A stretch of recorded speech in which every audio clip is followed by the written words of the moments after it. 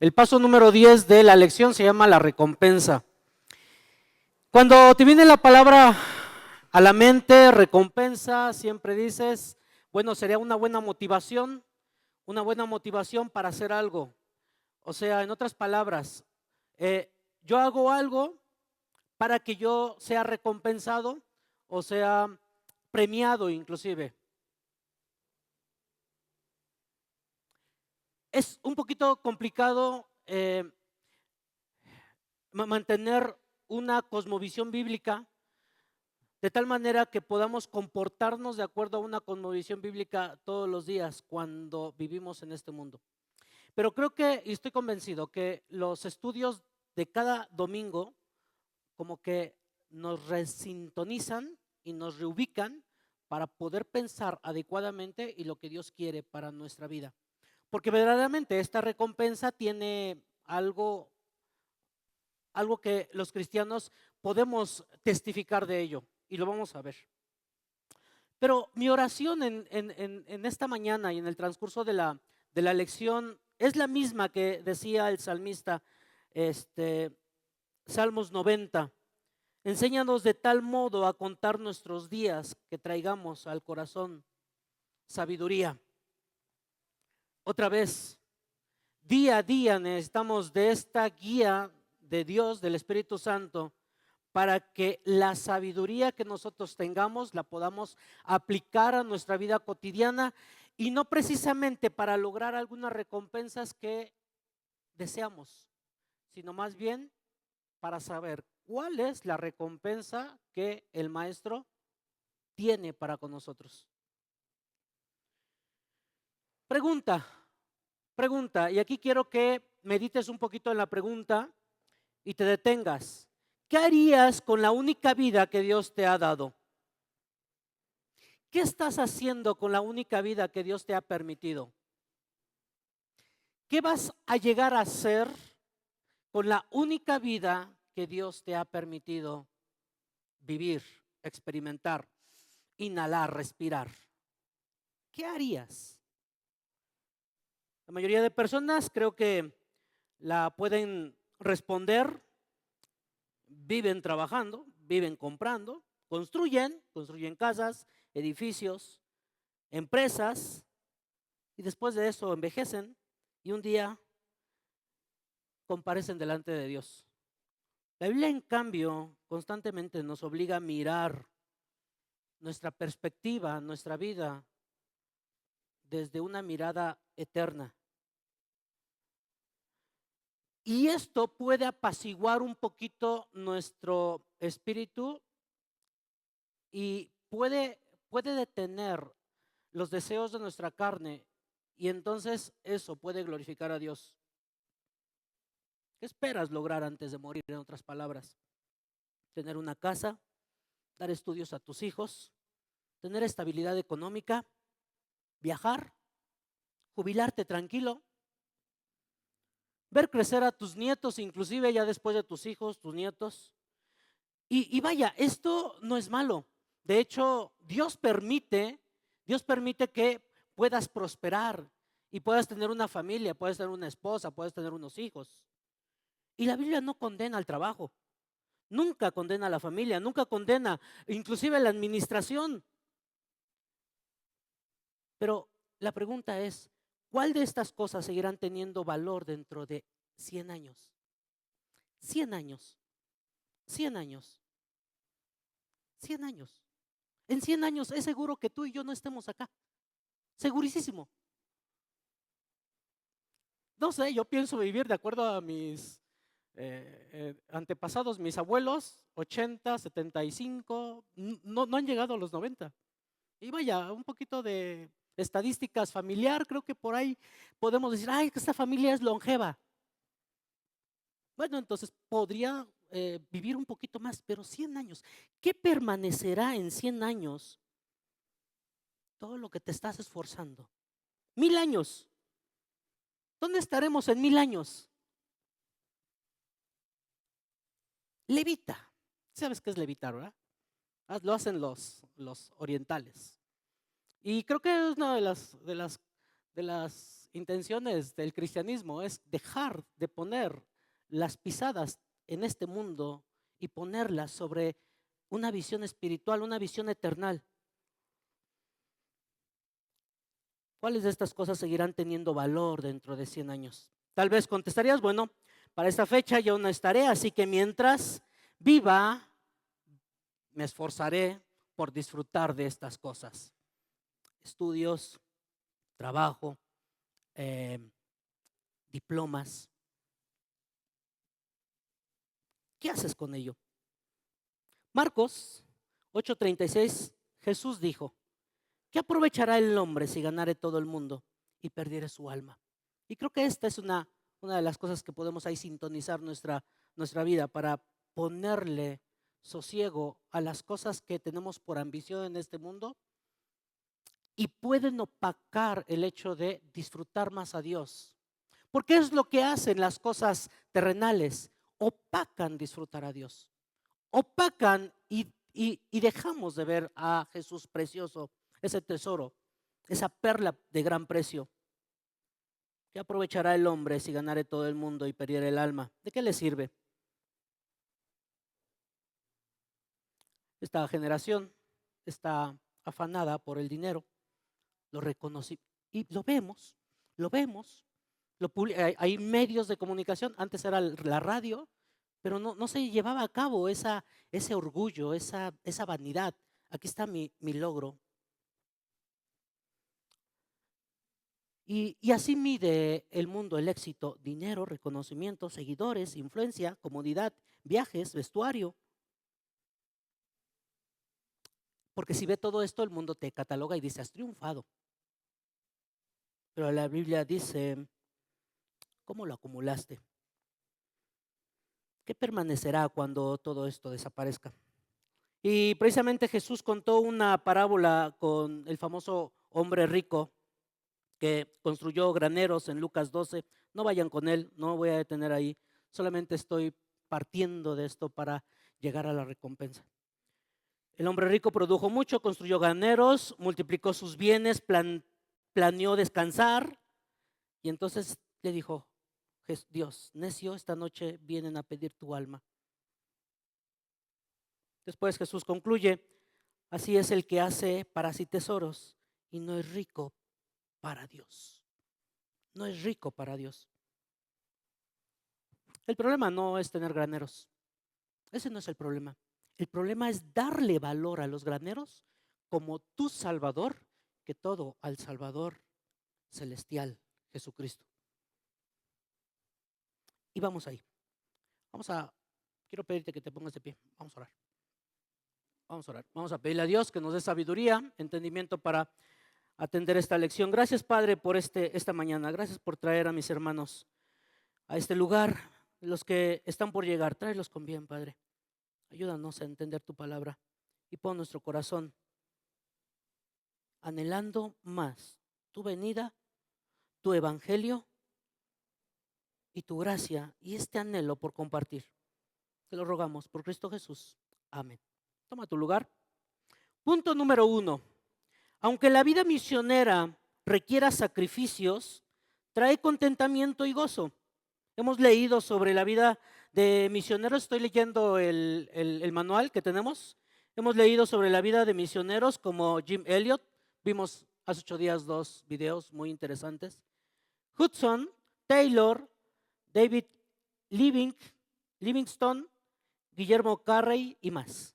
¿Qué piensas que ellos hubieran dicho si alguien hubiera preguntado si valió la pena sacrificarse como misionero? ¿Vale la pena entregar tu vida por Cristo? ¿Vale la pena? Creo que es una de las preguntas que podemos hacer diario para tener el valor de testificar de la salvación, de la gracia, de la misericordia, de la justicia, del amor de Dios. Y yo creo que podemos contestar de acuerdo a los temas que hemos tenido desde que empezamos misiones, la lección general, misiones, creo que sí podemos contestar y decir sí, porque quienes ya caminaron delante de nosotros nunca se arrepintieron.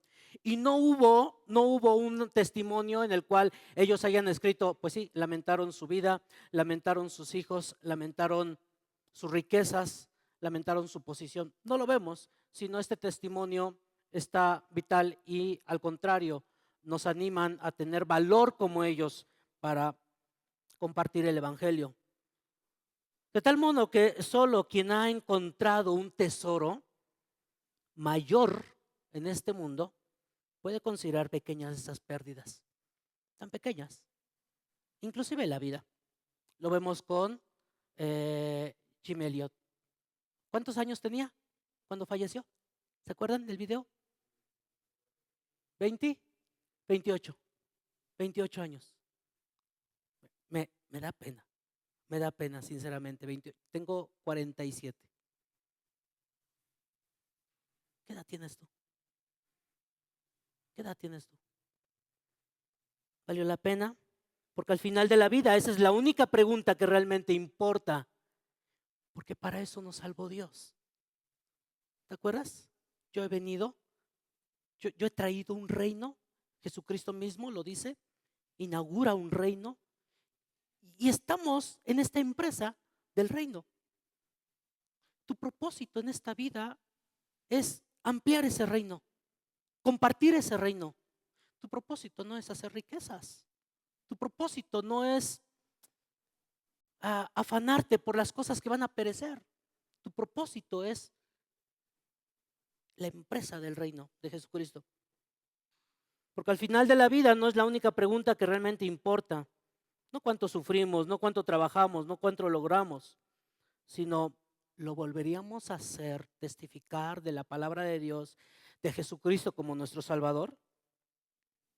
Estos testigos de la historia, estos hombres, separados por muchos siglos, pero sin embargo tenían una mente en común, algo en común.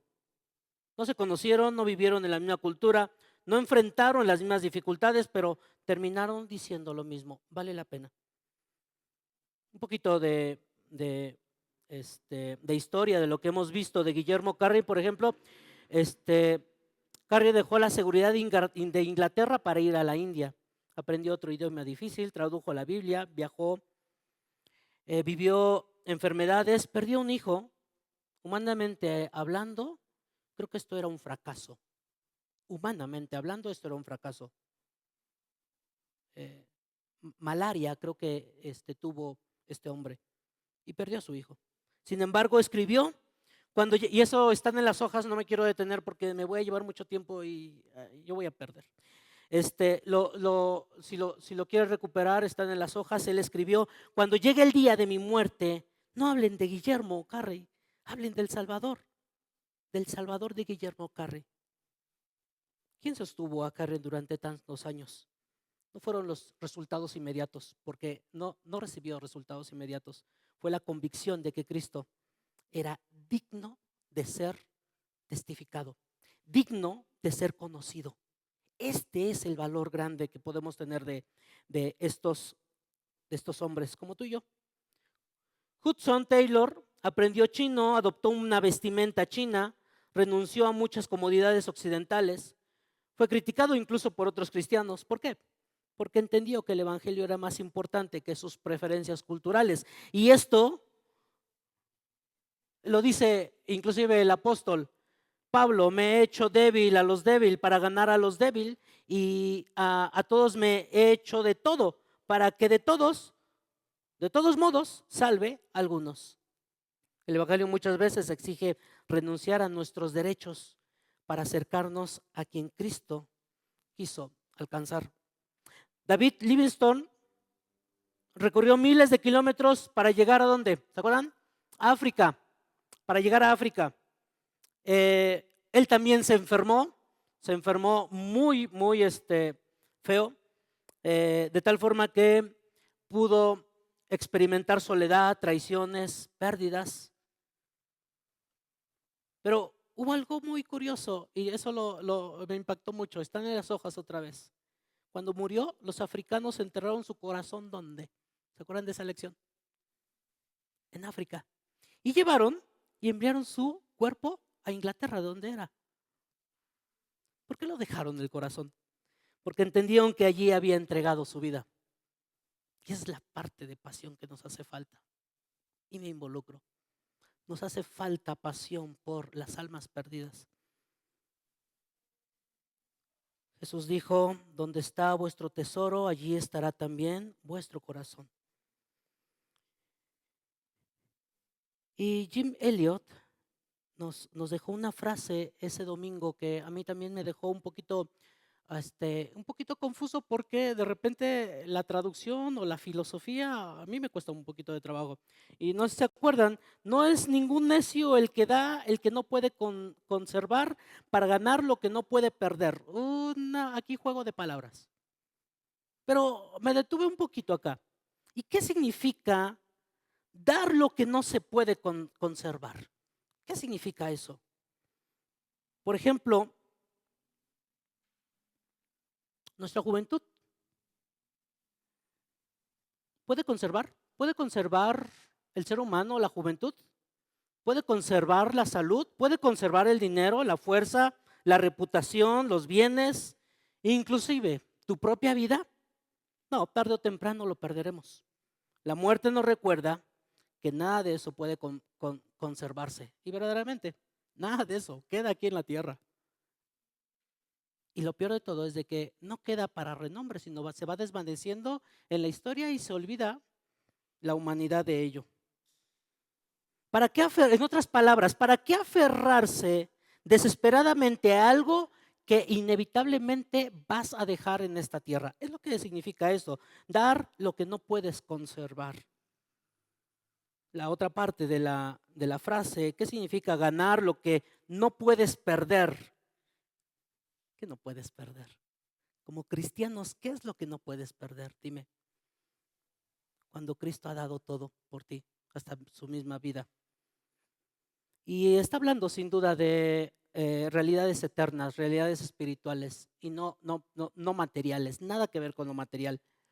Ganar lo que no se puede perder, pues no se puede perder a Cristo, la comunión con Cristo, la vida eterna, el reino eterno, la herencia incorruptible, que lo vamos a ver en unos momentos, y el gozo de estar con el Señor, que también lo vamos a ver en unos momentos. Por eso nadie podría quitarlo jamás al creyente. Podría quitárselo jamás estas verdades.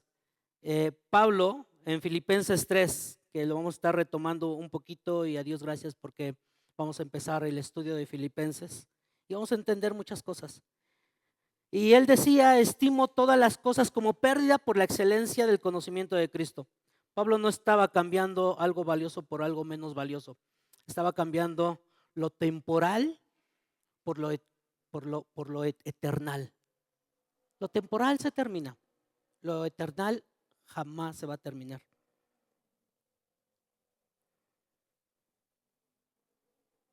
Jesús dijo, porque todo el que quiere salvar su vida la perderá, y todo el que pierda su vida por causa de mí y del evangelio la salvará. Porque ¿qué aprovechará el hombre si ganara todo el mundo y perdiere su alma? Entonces, ¿cómo responderíamos a la pregunta que hace el primer punto? ¿Qué piensas que ellos hubieran dicho si alguien hubiera preguntado si valió la pena sacrificarse como misionero? ¿Qué piensas? ¿Valió la pena? Vemos los testimonios y claro que valió la pena.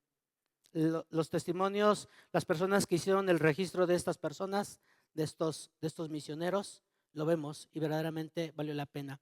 La traducción de la Biblia, asesinos bautizando al hijo que mataron y muchas cosas que vemos como el evangelio verdaderamente sí se propagó. Pablo, en 2 de Corintios 11, leemos que él pudo disfrutar, porque no lo dice con lamento, no la dice con decepción, no lo dice con frustración de este mundo, sino lo dice: he sufrido azotes, naufragios, cárceles, peligros, hambre, sed, desnudez, preocupación por la iglesia. Y después de vivir todo esto, ¿qué esperaríamos que dijera Pablo? ¿Lo volvería a hacer? Si tuviera otra vida, Pablo lo volvería a hacer. Lo vemos con una convicción que tenía que enfrentar ese tipo de problemas y decía, voy. Y lo vamos a ver. Y precisamente lo dice en Filipenses 3. Pero cuántas cosas eran para mi ganancia, las he estimado como pérdida por amor a Cristo. Y ciertamente aún estimo todas las cosas como pérdidas por la excelencia del conocimiento de Cristo Jesús, mi Señor, por amor del cual lo he perdido todo y lo tengo por basura para ganar a Cristo. ¿Te das cuenta el mensaje? ¿Te das cuenta el ejemplo de Pablo? No está pensando en armar una empresa. Otra vez, no digo que sea malo. Dios te pone en tus manos el que creas aquí en esta tierra una empresa, bienes, y Dios permite. Pero poner por encima de todo esto, hacer a un lado a Dios, hacer a un lado a Cristo, hacer a un lado el conocimiento de Cristo Jesús, hacer a un lado el amor. Hebreos, hablando de Jesús, dice, puesto los ojos en Jesús, el cual por gozo, o sea, está hablando de Jesús, puestos delante de él, sufrió la cruz. Jesucristo tenía una intención más grande, que a pesar de las ah, del de las cosas que sufrió al ir a la cruz, del menosprecio, de los látigos, de la cruz mismas. Pero independientemente de todo eso, el desprecio del mismo Padre por cargar el pecado de todo el mundo, tenía un gozo bien puesto. Y es este gozo, el de reunir a un pueblo santo, a un pueblo escogido, a un pueblo santo, apartado. Y lo hemos escuchado y lo hemos leído. Es una bendición que al pueblo de Dios lo haya apartado para que Él sea también parte de ese llamado. O sea, nos ha encomendado a nosotros el de testificar, el de eh, compartir el Evangelio. No a ángeles, no a animales, para nada, ni siquiera a eventos sobrenaturales que de repente pasen de la noche a la mañana. No, sino a hijos comprados con sangre, redimidos del mismo índole, del mismo problema que tiene la persona que no conoce a Cristo.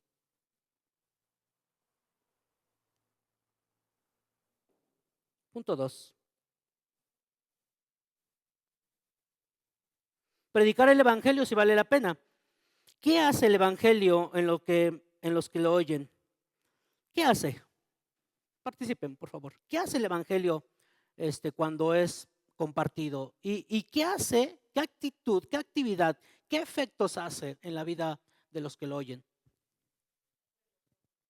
Abre los ojos. ¿Qué más? Convencer de pecado. ¿Qué más? Vamos, esto lo hemos experimentado. Esto lo hemos visto. Ok, exactamente, ese ya está adelantado mi hermana al pasaje. Pero ¿qué hace en términos generales? Salva, perdona, cambia, da esperanza, transforma. Y esas son las cosas. Y verdaderamente, vamos a Hechos 26. Hechos 26 tiene un contexto muy padre. Está con el rey Agripa, el apóstol Pablo, y le está testificando lo que Jesús mismo le había revelado. Lo que Jesús mismo le había dicho cuando lo tiró de donde iba montado.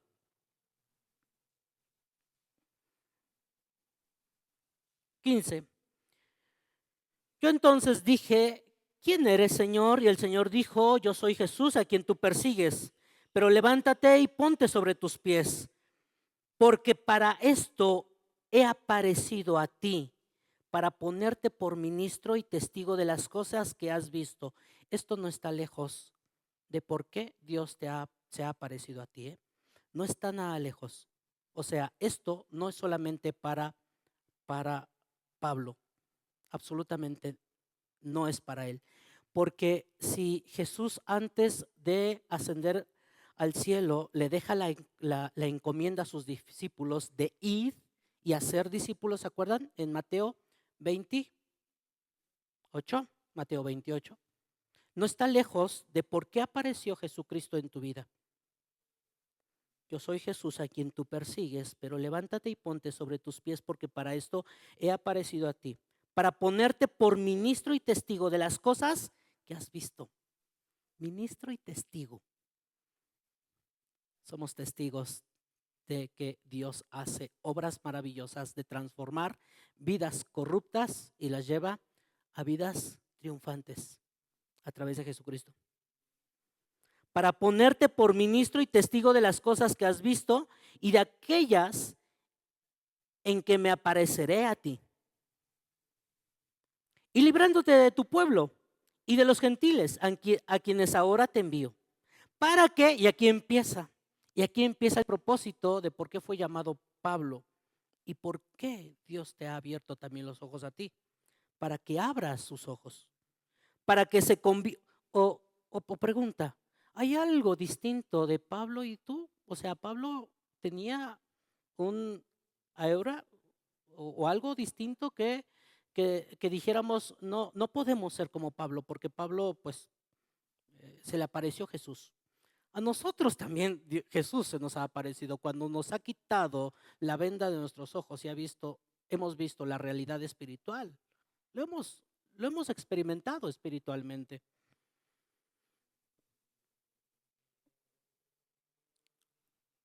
Librando de tu pueblo y de los gentiles en quien ahora te envío, para que abras sus ojos, para que se conviertan de las tinieblas a la luz y de la potestad de Satanás a Dios, para que reciban por la fe que es en mí perdón de pecados y herencia entre los santificados, para que abras sus ojos. ¿Te has puesto a pensar la magnitud de tu problema, de la necesidad de abrir los ojos y ver la realidad de lo que a Dios le ofende, de lo que a Dios le agrada?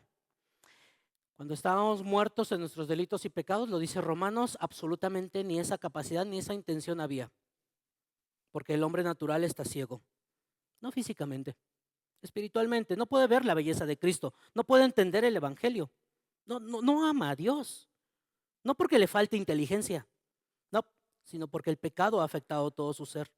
Es la condición que describe Jesús en esta parte, para que abra sus ojos. Esta es la condición del ser humano, para que se conviertan de las tinieblas a la luz. El segundo efecto, ¿qué dice la pregunta? La pregunta de nuestra lección. Dice, ¿qué hace el evangelio a los que lo oyen? Hace efectos. Y el segundo es, convierte de tinieblas a la luz. Fíjate que dice que no mejoran, ¿eh? No lo agarra así tal como está y lo va perfeccionando. No, lo convierta totalmente, de tinieblas a luz, totalmente. En otras palabras, que cambie de reino. Antes estaban en tinieblas, ahora viven en la luz. El evangelio no cambia solamente la conducta, cambia la esfera donde radica. Y sigue, de la potestad de Satanás a Dios. El tercer efecto es probable un poquito el más fuerte. Toda persona, si Cristo vive bajo el dominio de ¿quién? ¿De quién? De Satanás. ¿No te anima esto a pensar por los que viven cautivos por Satanás? Y entonces así testificar del amor de Cristo, testificar de un Salvador. No es neutral, no pertenece a un terreno intermedio. Cristo dice que el evangelio rompe ese dominio mediante la obra redentora de Cristo. Y sigue, para que reciban por la fe que es en mí. Todo lo anterior desemboca en la fe. ¿Por qué? Porque sabemos que la salvación no es por obras, no es por esfuerzo ni por religión. Todo ocurre por la fe en Cristo Jesús. ¿Para qué? ¿Qué van a recibir? ¿Qué van a recibir estas personas que compartimos del mensaje? ¿Qué van a recibir? ¿Qué reciben? Perdón de pecados y herencia de los santificados. Dos puntos importantes que nos debe apasionar, porque es necesario testificar. El perdón nunca aparece en la Biblia como un salario, siempre aparece como un regalo. O sea, yo no me tengo que ganar el perdón, es un regalo y lo hemos estudiado muchas veces. Pero, ¿qué significa perdón de pecados? Creo que en nuestra cultura podemos decir, creo que ya lo olvidó y por lo tanto ya no está enojado conmigo. Por lo tanto, ya me perdonó. Pero bíblicamente, perdón va más allá. Es una palabra que implica remisión, cancelación, liberación. Y no me voy a detener acá porque lo hemos comentado. Pero sí te voy a decir que es una idea de una deuda que deja de existir. No porque nunca existió, sino porque alguien pagó. Eso nos lleva inevitablemente ¿a dónde? A la cruz de Cristo. Porque Dios no perdona ignorando el pecado.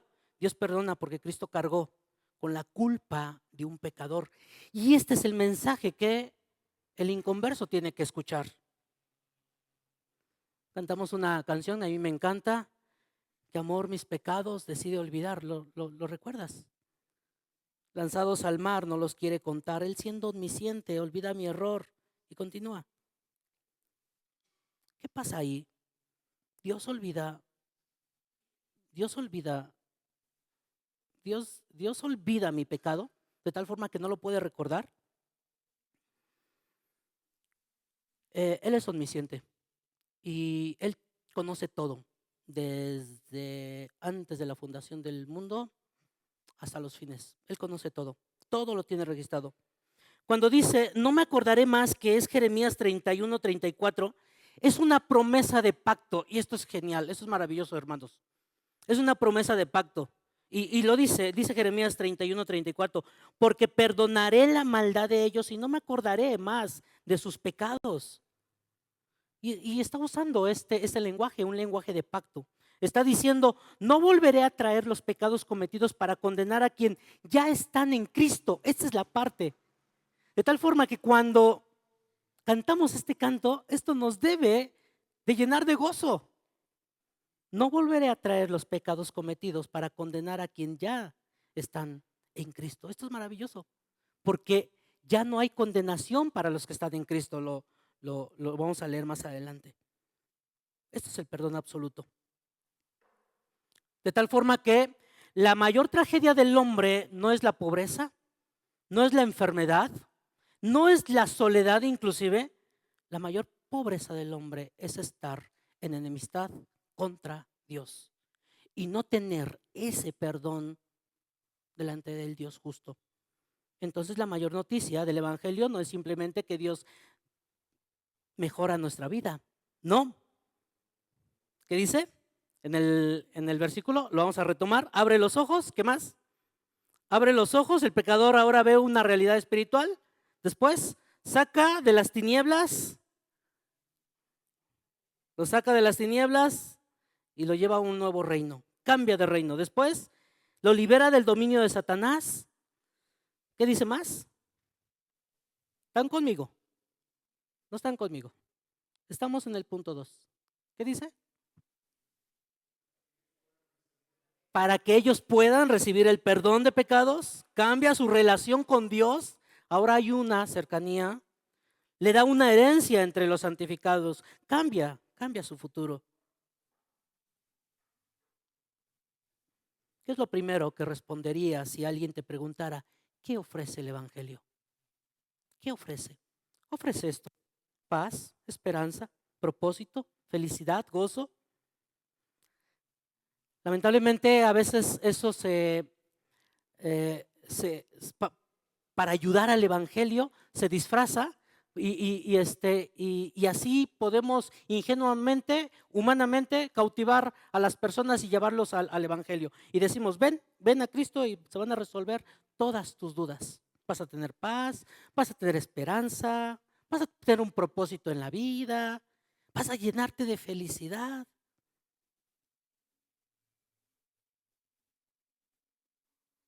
La respuesta de Pablo a estas es distinta.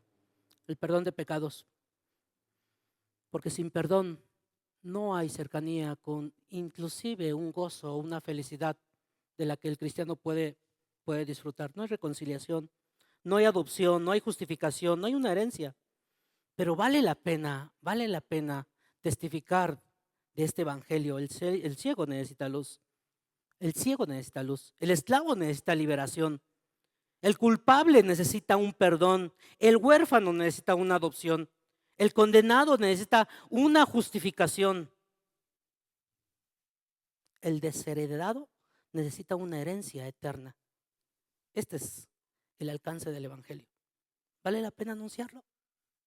¿Vale la pena anunciarlo? ¿O será que tú no has experimentado esto? Juan y Pedro, cuando estaban en el concilio, después de haber, después de recibir el Espíritu Santo, estaban en Hechos, y, y fueron encarcelados, por el Sanedrín, ¿se acuerdan? Por el Sanedrín. ¿Y qué dice? ¿Qué dice?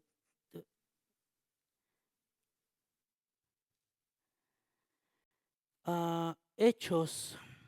No podemos dejar de decir lo que hemos visto y oído. No podemos dejar de decir lo que hemos visto y oído. Es lo que dijeron en el Sanedrín. ¿Y se acuerdan que después lo liberaron? ¿Y qué hicieron inmediatamente? Volvieron a testificar de Jesucristo. Y esa es la parte que a veces yo creo que nos falta como cristianos, que preferimos fiestas, preferimos empresas, nuestra visión está en lo terrenal, pero no está en las cosas que Dios nos ha mandado para alcanzar un pueblo escogido. Y alcanzar, porque lo vamos a ver al último, si Dios nos permite, lo vamos a ver al último, que al final es obra de Dios, porque Dios ya lo declaró, y Habacuc lo dice. Pero al final es una responsabilidad de la iglesia el hecho de testificar. La obra misionera lleva la luz y la vida a los que están en tinieblas, dice nuestro manual. Mas a todos los que le recibieron, a los que creen en su nombre, les dio potestad de ser hechos hijos de Dios. ¿Qué son? Hechos hijos de Dios. O sea,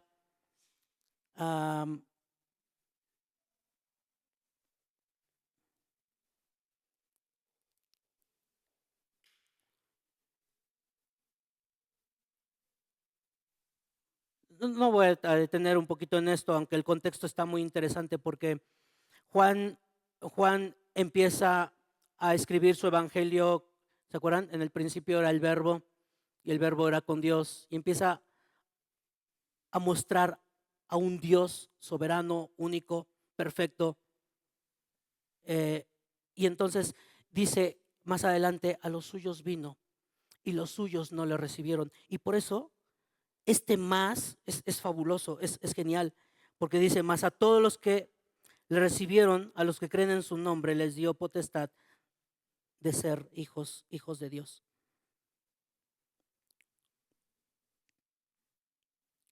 Habla de un derecho concedido, de una adopción por gracia, una gracia otorgada, no una recompensa ganada. No nacemos hijos de Dios por naturaleza. Cristo concede este privilegio, no es un logro humano, es un regalo divino. Y esta parte de hijos, esta es una de las bendiciones más grandes del Evangelio. El pecador no solamente cambia de destino, sino pertenece a una familia. La Biblia distingue entre criaturas de Dios y ser hijos de Dios. Toda persona es criatura de Dios porque Él es el creador. Pero Juan dice que nos concedió ser hechos hijos de Dios. O sea, ¿qué ganó un inconverso el día que creyó en Cristo? ¿Qué ganó? Ganó un padre. Ganó un padre. Las personas que están lejos de Cristo, las personas que no conocen a Cristo, no tienen un Padre celestial, misericordioso, compasivo, clemente, que está al pendiente de sus hijos. Vino a formar una familia, no vino simplemente a sacar personas del infierno, vino a llevar a muchos hijos a la casa del Padre. Esto es genial. Y Romanos 8:1 predicar el evangelio sí vale la pena, pero ¿qué hace el evangelio en los que lo oyen?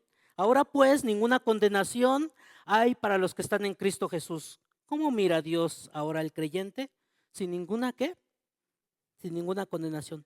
Y Romanos, Dios permita que cuando terminemos de estas cartas que estamos estudiando, nos regresemos a la carta de Romanos, que está muy, muy fabulosas. Todos están bajo el juicio, lo comenta Romanos. Todos necesitan un Salvador. Y Jesucristo vino a salvar. Jesucristo vino a salvar.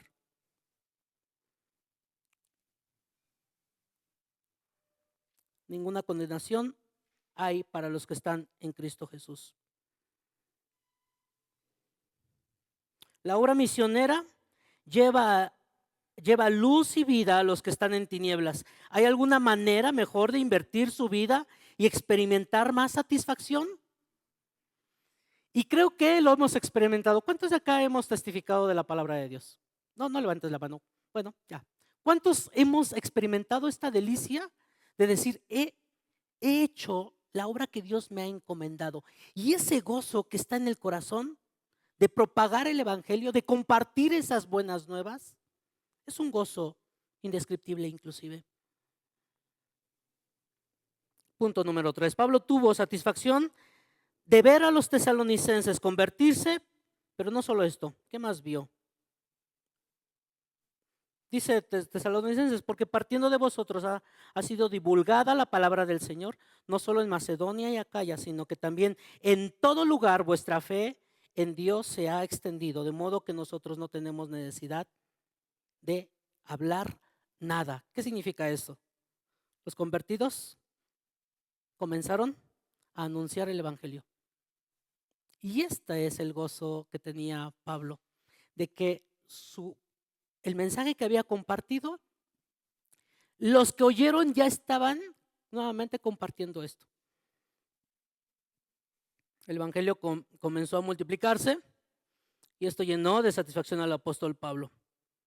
Fíjense que el contexto, un poquito investigando, indagando el contexto, a estas alturas de esta carta, no había pasado ni siquiera un año de que Pablo había ido a predicar el evangelio en Tesalónica. No había pasado ni siquiera un año y ya los tesalonicenses ya habían hecho su labor. Que sea un ejemplo.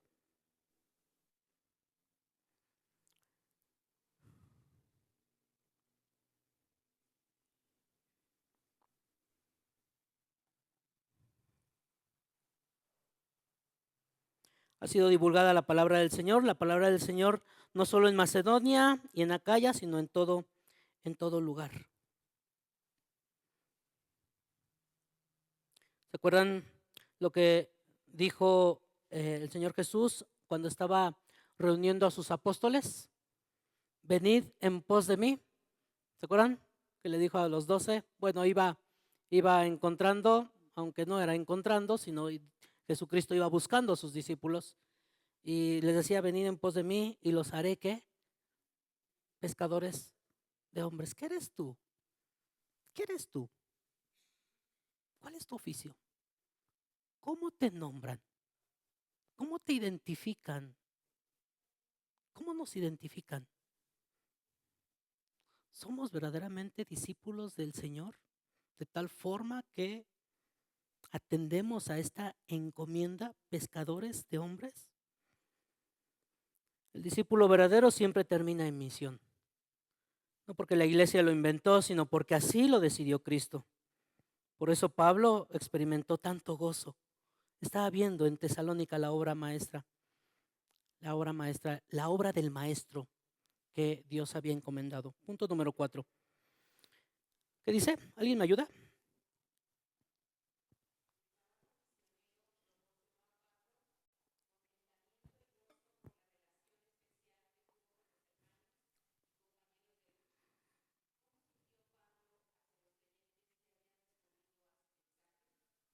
Y Tesalonicenses 2, del 7 al 8 dice, antes fuimos tiernos entre vosotros, como la nodriza que cuida con ternura a sus propios hijos.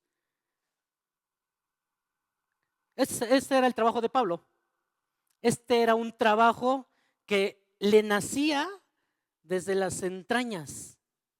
Y es que esta parte de Pablo es muy raro, porque ¿quién era así? Fuimos tiernos. ¿Quién era así? ¿Qué de los apóstoles era así? Juan.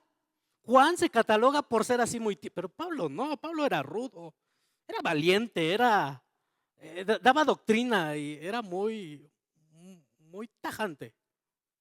Pero aquí vemos a un Pablo misericordioso, aquí vemos a un Pablo que hay una reacción desde adentro. Antes fuimos tiernos entre vosotros, como la nodriza cuida con ternura a sus propios hijos. Tan grande es nuestro afecto, y lo describe. ¿Cómo? Tan grande es nuestro afecto por vosotros.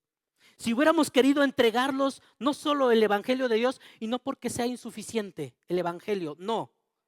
Más bien por poder hacer más, porque es la obra que nos encomendó el Maestro, sino también nuestras propias vidas, porque habéis llegado a serlos muy queridos. ¿Te das cuenta? Que esta pasión no nace inclusive de un conocimiento de la palabra de Dios. No, nace de una ubicación de para qué Dios me ha salvado. ¿Cuál es el propósito de que Dios me ha dado vida en este día? Me ha dado respiración. ¿Cuál es el propósito? Doy gracias. Filipenses, el 4, del, del punto 4. Filipenses 1, 3 al 5 dice: el trabajo misionero proporcionó a Pablo contentamiento y gozo por la relación especial que tuvo con los hermanos y compañeros de lucha. ¿Cómo sintió Pablo hacia los creyentes que habían respondido a su mensaje? ¿Cómo lo sintió? Y lo dice Filipenses. Y, y yo creo que aquí vamos a coincidir un poquito con si no es que poquito, mucho con la lección de hoy de Filipenses. Porque la obra de evangelismo de Pablo es digno de imitar. Es necesario advertir cuál era su postura respecto a lo que Dios le había encomendado, Jesucristo mismo, y cómo estaba siendo obediente a esta encomienda. Doy gracias a mi Dios siempre que me acuerdo de vosotros, siempre en todas mis oraciones, rogando con gozo por todos vosotros, por vuestra comunión en el Evangelio, desde el primer día hasta hoy. Desde el primer día hasta hoy. No creo que aquí Pablo estuviera mintiendo. Desde el primer día hasta hoy, orando. Desde el primer día hasta hoy. ¿Cuánto tiempo había pasado ahí? Aquí no tengo el registro, pero no creo que había pasado un mes. Había pasado más tiempo. Desde el primer día hasta hoy, orando, rogando con gozo por todos vosotros, porque ese evangelio se propague. Tenemos ese gozo en nosotros día a día. Rogar por los inconversos, rogar por nuestros vecinos, rogar por nuestros compañeros de trabajo, rogar por su salvación, por nuestras autoridades, por nuestros patrones, por nuestros vecinos. Rogamos con gozo. Esta es una vida que sí podemos imitar.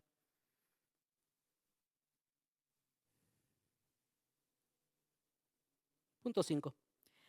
Los filipenses en 3. ¿Alguien que me ayude? Otra vez, porfis, mi hermana Elo.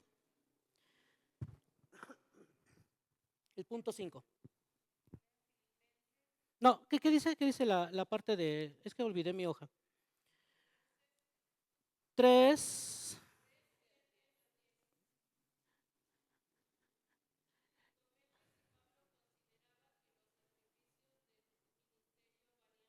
Vale. Vale, vamos a ver si valían la pena o no. Vale, vamos a ver si a Pablo le intimidó esta encomienda. Pero ¿cuántas cosas eran para mí ganancias? Las he estimado como pérdidas por amor a Cristo. Ganancias como pérdidas por amor a Cristo. Ganancias como... Está haciendo un balance financiero. Está haciendo un balance financiero.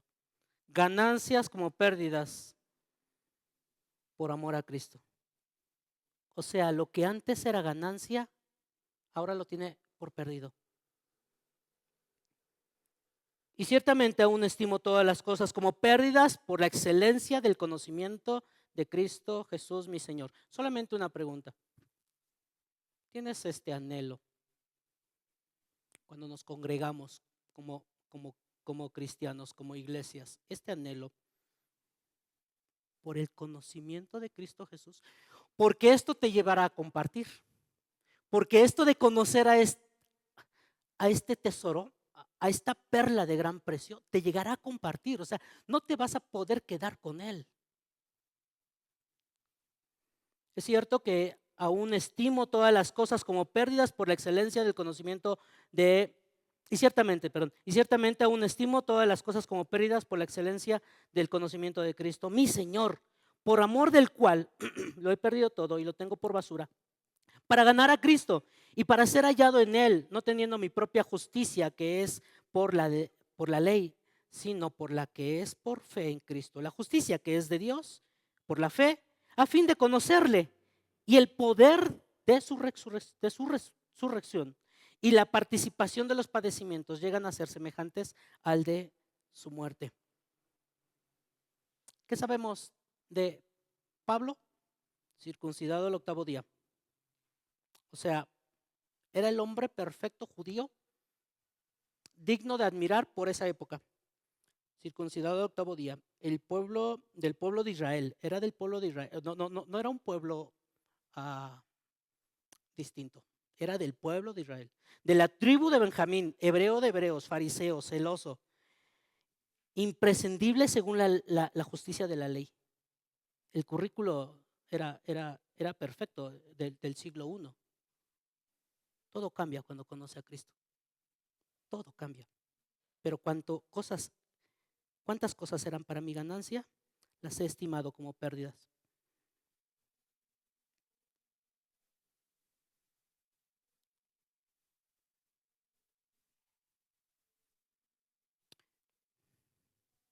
Porque encontró algo infinitamente superior. Precisamente por el conocimiento, la excelencia del conocimiento de Cristo Jesús, mi Señor. Pablo perdió, aunque no lo perdió, sino más bien lo tuvo como escoria, como basura, el prestigio, la seguridad, el reconocimiento, la libertad, la salud inclusiva, porque le dice, lo he tenido como basura, eso. Pero para ganar a Cristo, mi recompensa tiene un nombre. Y aquí está la recompensa de lo que la lección nos quiere llevar.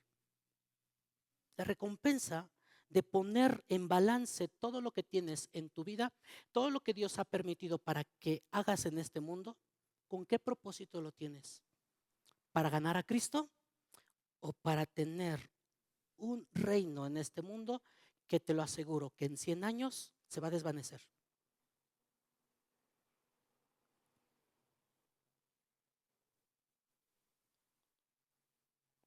Punto 6. ¿Cómo sintió Pablo al pensar en sus compañeros de ministerio? ¿Cómo sintió Pablo al pensar en sus compañeros de ministerio? Me costó un poquito de trabajo, pero leyendo los capítulos que dice, podemos entender. Habla de compañeros del ministerio. Estos pasajes habla del compañero del ministerio y tiene una particularidad de mencionarlos. En Colosenses 4:7 dice, Tíquico, amado hermano fiel y ministro, consiervo en el Señor. Y fíjate cómo lo califica, previo al oficio del ministerio. Amado hermano. Colosenses 4:9, con Onésimo, también primero lo menciona como amado y fiel hermano, también le dice amado y fiel hermano. Colosenses 4:14, os saluda Lucas, el médico amado. Timoteo, amado hijo, le dice, gracia y paz, misericordia y paz, el Dios de Padre y de Jesucristo nuestro Señor. El Evangelio transforma también la manera en que vemos a quienes sirven en el ministerio con nosotros, de tal forma que hay un amor entrañable en el cual nos motivamos y nos unimos a esta encomienda que Dios nos ha dado. Punto número 7. Al leer Hebreos 20, 23 al 27 le da a entender que Pablo era renuente a la obra misionera, se quejaba de la injusticia de la situación, salvo que el Espíritu Santo por todas las ciudades me da testimonio diciendo, me esperan prisiones y tribulaciones, pero de ninguna cosa hago caso. Fíjate la actitud de Pablo, fíjate la actitud de Pablo. O sea, el Espíritu Santo le estaba diciendo cómo iba a padecer y aún así no se arrepiente. De repente, no sé si te ha pasado, por ejemplo, hace años, antes de la pandemia, antes de que la, este, la delincuencia se propagara, acostumbrábamos ir a comer tacos en Tochtepec, unos tacos bien ricos, bien sabrosos. Y íbamos y los disfrutábamos. Y hamburguesas también. Ya tiene, ¿cuánto tiempo? Mucho tiempo. Que no hemos ido. ¿Y saben por qué?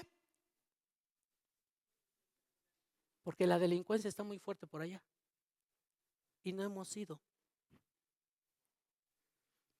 Nos puede pasar algo. No es un ejemplo así tan claro, pero algo parecido.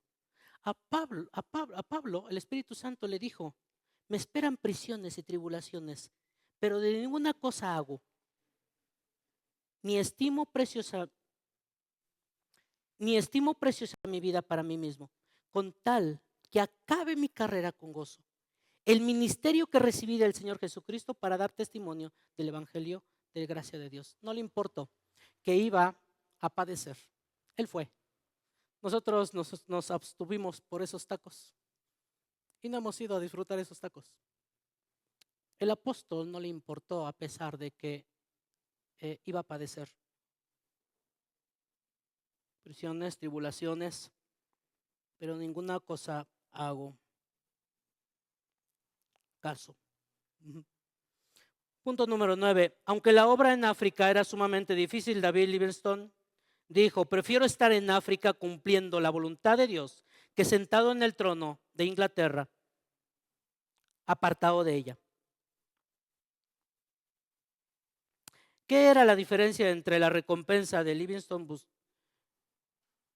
¿Qué era la diferencia entre la recompensa que Livingstone buscaba y a la que el mundo ofrece? Bueno, el mundo te va a ofrecer dinero, comodidad, prestigio, poder, reconocimiento, seguridad. ¿Qué tenía que pasar en el corazón del hombre para preferir África antes que el trono? El trono representa todo lo que el mundo considera: poder, honor, influencia, reconocimiento,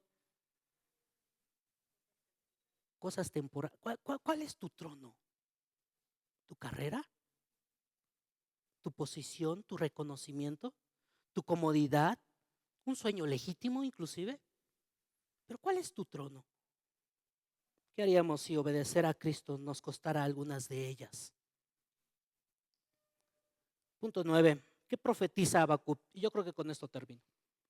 Hay mucho que rescatar acá. Me costó mucho trabajo, sinceramente, hermanos, me costó mucho trabajo separar qué podemos rescatar de aquí. Pero me quedo con esta profecía de Habacuc que ya se cumplió. Y esto es maravilloso y podemos compartir el mensaje precisamente por esto. ¿Qué profetiza Habacuc en 2:14 en el futuro? ¿Cómo termina la historia de la humanidad? Rápido, cuéntenme. Con esto terminamos. ¿Cómo termina la historia? Díganme. ¿Qué hemos sabido? ¿Guerras? ¿Crisis? ¿Cómo termina? Movimientos tectónicos. Venezuela, ¿cómo está? ¿Cómo termina? Ayúdeme. ¿Cómo termina el mundo? ¿Cómo termina? ¿Un juicio final? ¿Devastación? Ajá. ¿Cómo termina? La profecía de Habacuc está maravillosa. Me encantó. Vamos ahí. Abran su Biblia.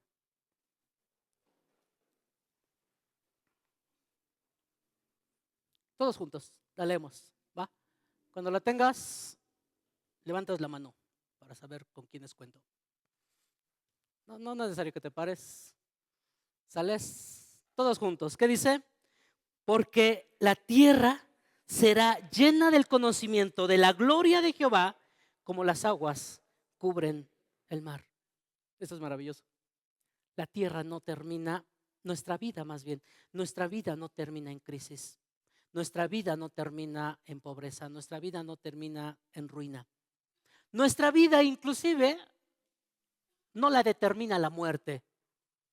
Nuestra vida la determina Cristo Jesús, en la cual dice, porque la tierra será llena del conocimiento de la gloria de Jehová, como las aguas cubren la tierra.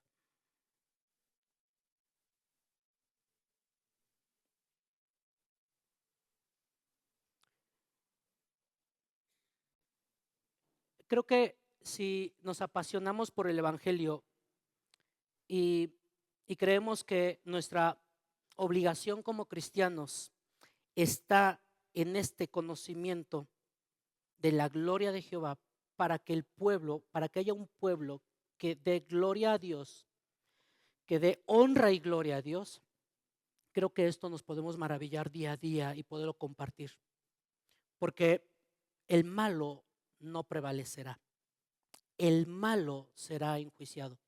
Y lo dice más adelante, no me voy a detener, pero lo dice más adelante. Ahí te pido que puedas meditar y reflexionar en esos pasajes que restan. El malo no prevalecerá, pero el bueno y justo delante de Dios a través de Jesucristo, ese sí, que verdaderamente después de la historia, después de los tiempos, como lo dice la palabra de Dios, Dios traerá este conocimiento de gloria de Jehová. Y esto que sea un motivo por el cual Dios va a obrar grandemente en la propagación de su evangelio, en el crecimiento, en la multiplicación, si nosotros estamos en sintonía con el propósito de Dios.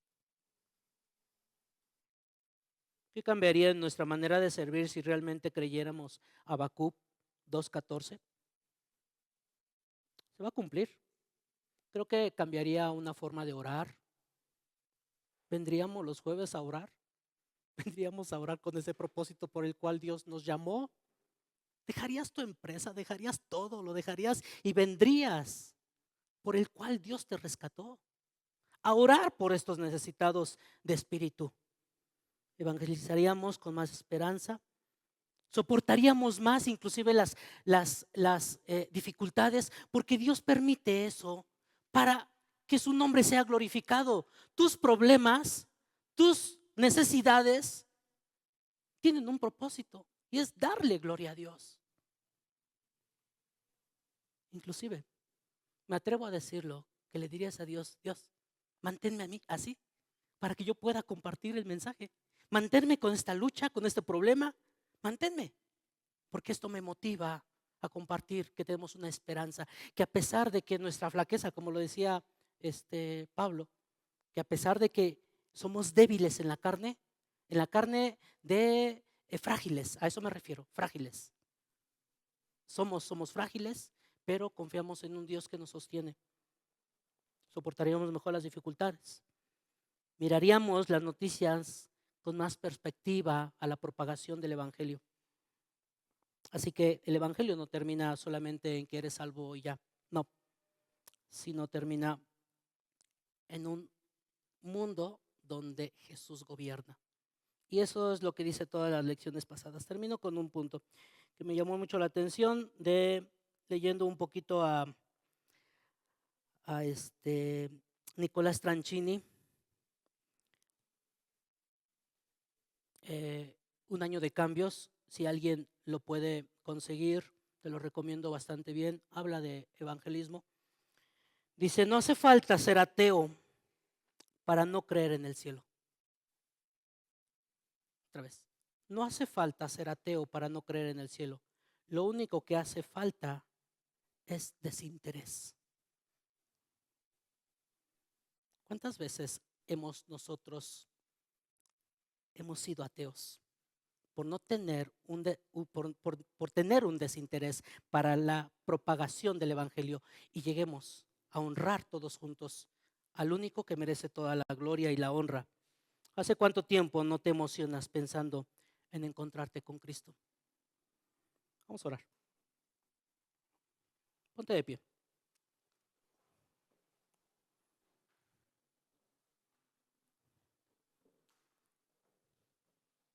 Gracias, Padre, porque tú conoces nuestra condición, nuestra debilidad. Y tú nos perdonas. Pero sin duda hay una gran responsabilidad que tenemos delante de ti. Esta responsabilidad de propagar tu evangelio, de compartir las buenas nuevas, de no quedarnos con este mensaje para nosotros y ya.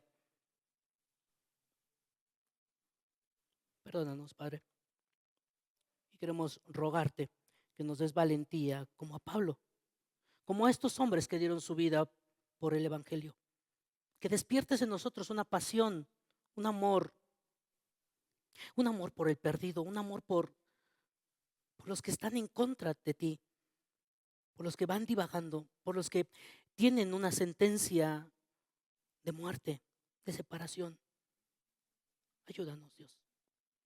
Te lo rogamos. Te lo pedimos por tu Hijo Jesucristo, nuestro Salvador. Amén. Quiero terminar con Apocalipsis.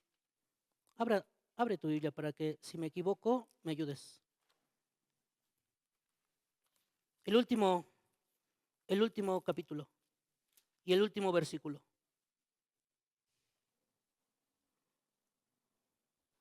22. 18.